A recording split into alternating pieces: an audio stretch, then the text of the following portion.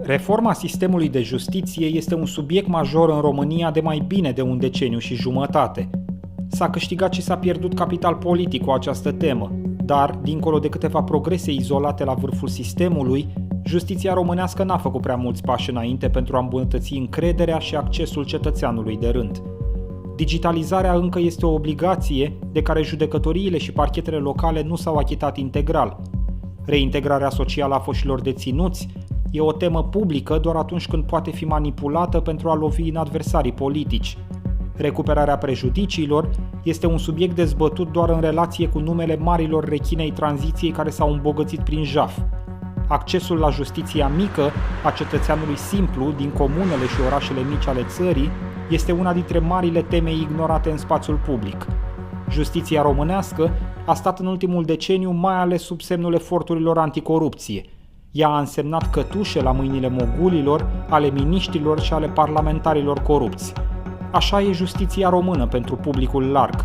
Un mic ascuțiș care se deplasează la suprafața apei și în rest un bloc enorm scufundat care scapă privirii. Poate că am făcut progrese notabile în termeni de anticorupție, dar România este încă țara în care oamenii justiției pot considera că fete de 10 sau 12 ani întrețin relații sexuale consimțite cu adulți având de până la 5 ori vârsta lor. Înainte de a fi reparată, această justiție trebuie văzută și discutată. Am ales 5 teme din sfera sistemului de justiție pentru a porni acest dialog public. Primul pacient din România infectat cu noul coronavirus. Bărbatul este din județul Gorj. Am decis să decretez stare de urgență.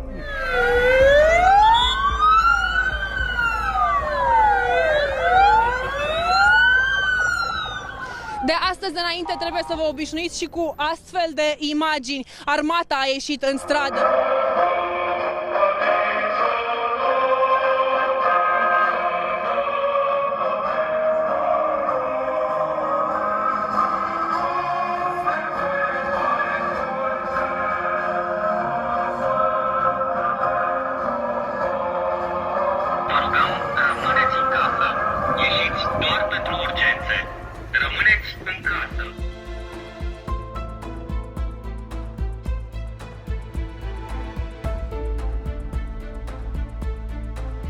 Am emis ordonanța militară numărul 6 din 30 martie 2020 privind instituirea măsurii de carantinare asupra municipiului Suceava,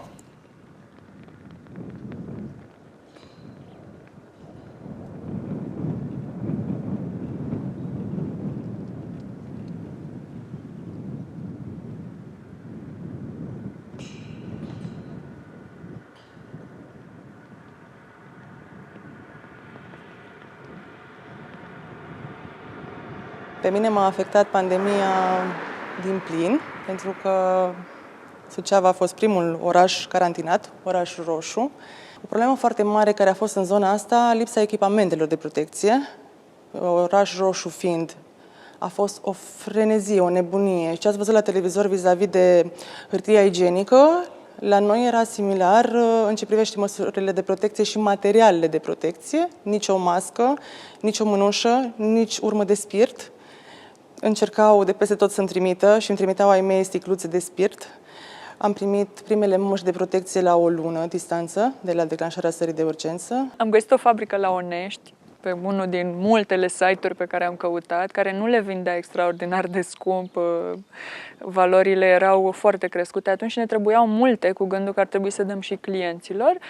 Și am găsit fabrica la Onești, doar că nu trimitea prin curier. Și am găsit o persoană care stă în Onești, care i-am transferat banii. Voiam să luăm, nu știu, 100-200, dar erau prețuri prohibitive. Au fost temeri și nu numai în instanță, cred că și în viața de zi cu zi. În prima perioadă a pandemiei și la cumpărături mergeam cu mănuși în sală, intram cu mănuși, adică în toate aspectele vieții am fost, să zic, mai speriați. Nu cred că există un polițist care să spună că nu i-a fost frică de interacțiunea cu alte persoane în context COVID. Măcar o dată. Au apărut cazuri la voi în birou sau în secție Au fost cazuri în secții în care oamenii s-au îmbolnăvit.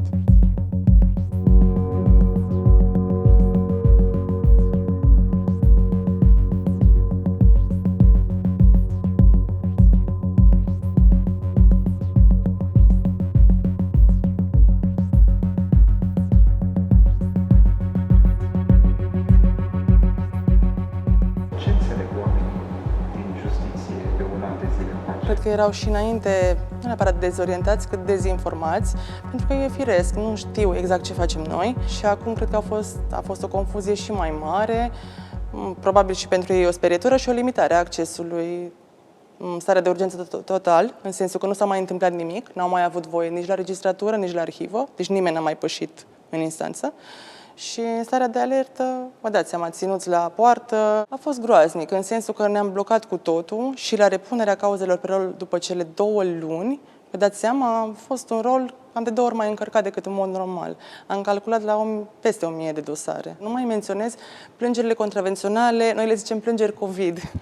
Eu personal am avut 200 într-o perioadă de o lună și ceva. Vorbim practic de oameni care au contestat amenziile. Exact, asta au făcut și pe bună dreptate. Până la urmă, ordonanța respectivă era destul de neclară și Curtea Constituțională a decis că nu e clară, accesibilă, că nu se poate înțelege exact care sunt tipurile de comportamente sancționate și atunci oamenii, în baza deciziei, au formulat plângeri. Aveți idee, cel puțin la nivelul instanței în care ne aflăm în momentul de față, câte astfel de amenzi au fost anulate? Vorbim de mii? Mii, da.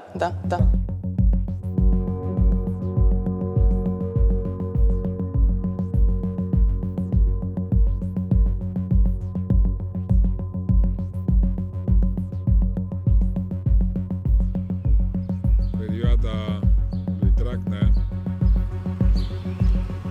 și decizia asta arată că actuala Curte Constituțională este de partea celor care încalcă legea. Câți judecători sunt în judecătoria Fălticeni? Foarte puțini. Schema completă ar fi de 8 judecători, plus posibilitatea ca cea de-a 9-a persoană să fie delegată. Deci 8 este schema firească, doar că noi am funcționat timp de 1 an de zile la capacitate redusă, 2 judecători definitivi și 2 stagiari. Adică 4. De vreo 5-6 ani e situația asta, dar nu atât de acutizată, în sensul că s-au mai pensionat din domnii judecători în ultimii 3 ani. Da, au mai ieșit la pensie și tinerii nu au mai venit, pentru că nu există interesul ăsta pentru judecătoriile mici, din ce am văzut eu, cel puțin în generația mea. Lumea se îndreaptă spre instanțe mari, unde schema e completă, tocmai că e o muncă mai puțină și judecătoriile mici rămân descoperite. Pe perioada stării de urgență, într-adevăr, lucrurile au fost mai complicate. Actul de justiție oarecum a fost întrerupt pe perioada aceea de 2 luni cât a fost declarată starea de urgență în România. În acea perioadă am continuat să judecăm doar cauzele urgente, relativ puține la număr, restul au fost suspendate. Personal, la nivelul acestei instanțe, inclusiv din discuțiile pe care le-am purtat cu colegii, am constatat că este o idee foarte bună să stabilim ore la dosare. Ulterior este mult mai ușor în ședință de gestionat, persoanele nu mai au de așteptat, avocații nu mai au de așteptat și acesta este un avantaj pe care l-am constatat cu această pandemie. Până la acel moment, toate dosarele aveau aceeași oră. Asta este un plus, pe care cu siguranță o să-l folosim în continuare. Nu avem de gând să revenim la practica de dinainte. Dacă vă uitați la cazurile din penal de care v-ați lovit în ultimul an de zile, vi s-a părut că a crescut dosarele de violență domestică? Ne așteptam la o creștere a cazurilor de violență domestică, nu neapărat în penal, pentru că de regulă nu fac oamenii neapărat plângere ca să ajungă să se înregistreze un dosar penal, dar ne așteptam în civil pe ordine de protecție. Ne așteptam la o creștere a numărului acestora, lucru care nu s-a întâmplat. Sincer, ne așteptam ca și divorțurile să crească după această perioadă de izolare în casă, lucru care nu s-a întâmplat. Eu am avut, nu știu dacă pot să spun, norocul de a nu fi implicată, pentru că nu soluționam ordinele de protecție, dar lucrând, noi eram 2 colegi stagiari și 2 colegi definitivi și cei 2 definitivi care aveau competență extinsă soluționau tot a doua zi 2-3 ordine de protecție. Asta ar însemna cam, nu știu, de 7 ori mai multe decât înainte de pandemie. Primele 2 luni, martie, mai 2020, s-a schimbat ceva la nivelul gestiunii dosarelor? Adică mă gândesc la elemente extrem de practice de tipul puteați să le luați acasă, să vă uitați pe ele sau cum e din punctul ăsta de vedere? Eram blocați. Și nu puteam să luăm dosarele acasă, este interzis și s-a discutat, s-a propus și e vorba de informații confidențiale și e un risc asumat. Așteptam implementarea dosarului electronic și cred că tocmai pandemia a grăbit enorm implementarea acestuia, ceea ce în prezent există și la noi. Dosarul electronic înseamnă absolut toate înscrisurile aflate la dosar scanate. Ce presupune în mod practic digitalizarea asta? E o persoană în instanță care scanează toate aceste documente? Asta este problema. Nu avem un om specializat sau remunerat în privința asta, adică nu este un om care doar scanează, din contră. Sunt domnii grefieri, registratura primește cererile și le scanează, deci doamnele de la registratură au atribuțiile clasice plus aceste atribuții și doamnele care sunt grefieri de ședință scanează toate înscrisurile depuse de părți, avocați pe parcurs și încheierile de ședință. Deci muncesc de 2 ori. De 3 ani de când sunt eu în această instanță, toate documentele sunt scanate, da. Este o instanță mai puțin aglomerată și atunci le permite cumva timpul să scaneze toate documentele. Ați spune cumva ca o concluzie că nevoia de digitalizare era oarecum împlinită, cel puțin la nivelul judecătoriei filiași, chiar și fără pandemie? Pe acest aspect, da. Pe altele am înregistrat și noi progrese, ca să zic așa. Aș putea menționa citarea prin telefon, prin e-mail, pe care înainte nu o realizam și acum o realizăm, cred că TDS se numește sistemul, e partea grefierului, de aceea nu cunosc foarte bine. Acum o folosim mult mai frecvent și diminuează cumva și termenul de la ședință, pentru că la citarea prin poștă, pentru o persoană de la București, dura aproximativ o lună să meargă citația și să se întoarcă dovada la dosar, să avem procedura legal îndeplinită. Ți-a fost teamă, te duceai cu teamă la birou, atrăgeai atenția oamenilor care ți intrau în birou, nu vă stă bine masca, spălați-vă pe mâini... Să știi că... Nu mai dădeai pixuri, erau oamenii, vreau și eu un pix. Le dădeam pixuri, dar îi puneam să se dezinfecteze pe mâini. Avem noi o rezistență așa la schimbare și oamenii stăteau mai cu masca sub nas, mai cu masca în bărbie. M-am jucat la un moment dat și am făcut niște afișe prin birou. Vă rugăm să păstrați masca acoperind nasul și gura pe toată durata șederii, pentru că dacă eu ieșeam din birou, simțeau că e ok să o dea jos, deși posibil să mai fost cineva în birou. Contactul cu oamenii e de esența profesiei noastre și pandemia tocmai asta a încercat, limitarea contactului uman, distanțare și așa mai departe. E o provocare continuă pentru că noi identificăm părțile. Una și cea mai frecventă procedură, de fapt, autentificarea scrisurilor, presupune luarea consimțământului și identificarea unei persoane. Și cu mască e un pic simpatic să identifici persoana uitându-te în cartea de identitate. Și e o provocare, dar notariatul, Uniunea Notarilor, știu că face demersuri în sensul ăsta de a crea posibilitatea ca acest consimțământ să nu fie dat întotdeauna față în față, mai ales dacă există situații cum e pandemia. Da, eforturile Uniunii Notarilor, nu știu, se întâlnesc undeva la mijloc și cu eforturile statului? Că aici e partea simpatică, da. E nevoie ca legea notarilor să fie modificată, adică pandemia ne-a pus în fața situației în care nu putem să aplicăm altfel legea notarilor decât cu persoana față în față. Personal știu cel puțin o situație care încă pune probleme și anume persoanele nedeplasabile sau persoanele care sunt, să zic, imobilizate la pat în azile de bătrâni. Pentru că presupunea mersul notarului la locul respectiv pentru luarea consimțământului. În centru rezidențial, să zicem. Da, da. Și au existat,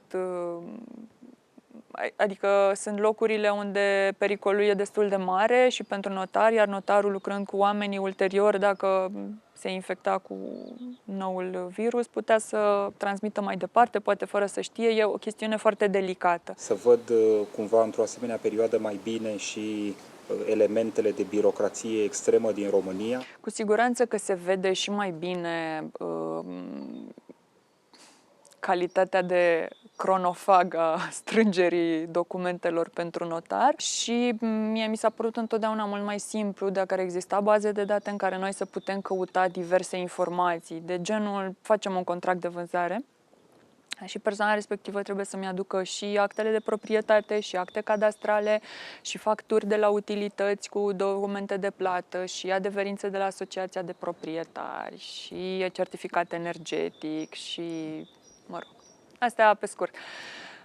Și dacă aș putea avea o bază de date, măcar să văd datoriile la utilități publice, să zic, sau datoriile la asociația de proprietari, să nu mai trebuiască să pun persoana respectivă în fața atâtor interacțiuni și unui timp pe care poate să-l petreacă altfel.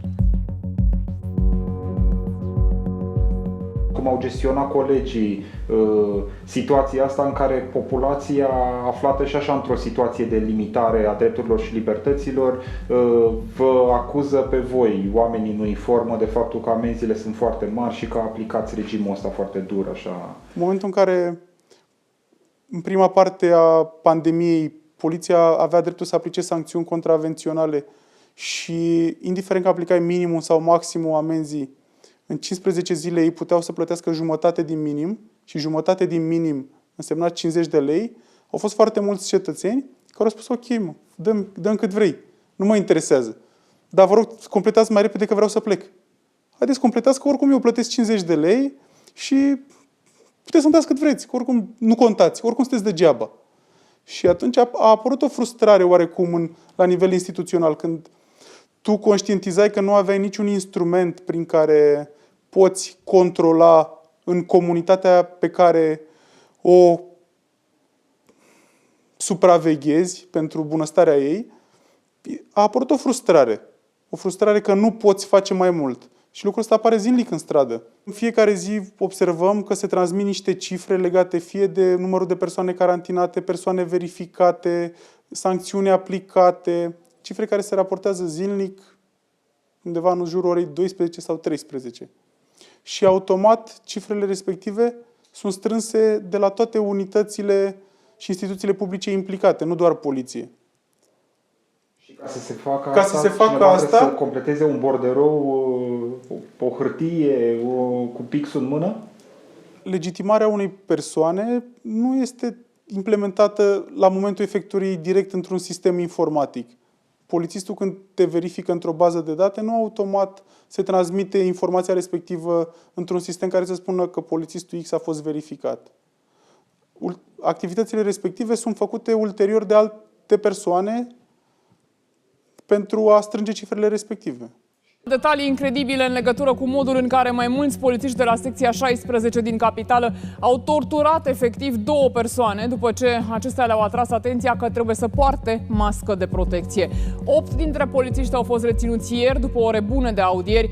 Unul a primit control judiciar în exclusivitate, acum mărturia uneia dintre victime. Care sunt cele mai șocante secvențe din acea seară? Cele mai șocante evenimente au fost că polițistul în vârstă a făcut necesitățile fiziologice pe mine.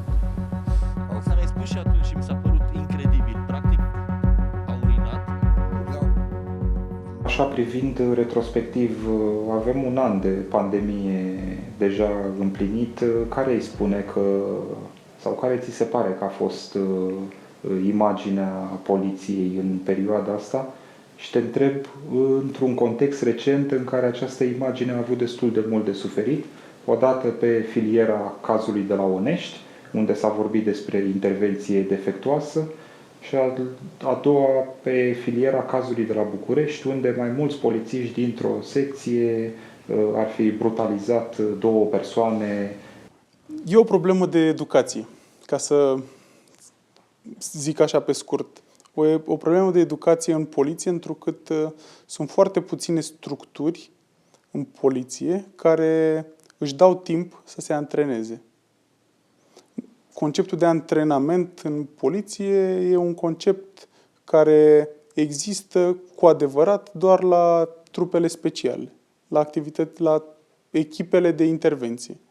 În rest, restul structurilor au anumite activități punctuale de pregătire profesională care sunt uneori evitate, fie din încărcătura activității, fie din obișnuință.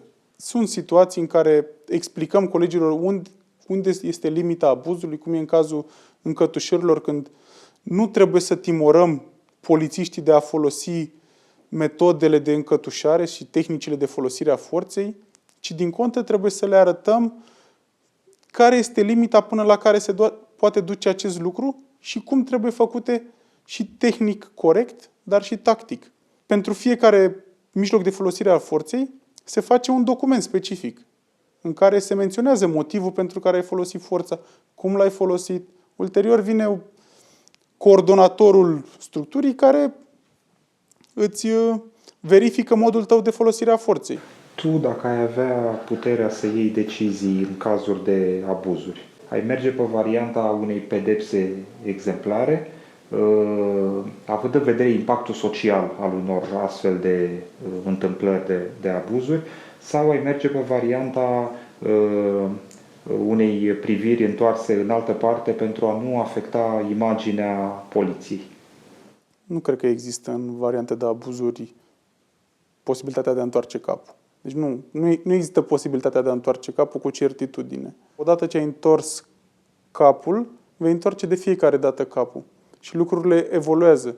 E ca în cazul corupției, lucrurile fiind oarecum similare. Odată ce ai făcut un act de corupție, cu siguranță îl vei face și pe al doilea, și pe al treilea.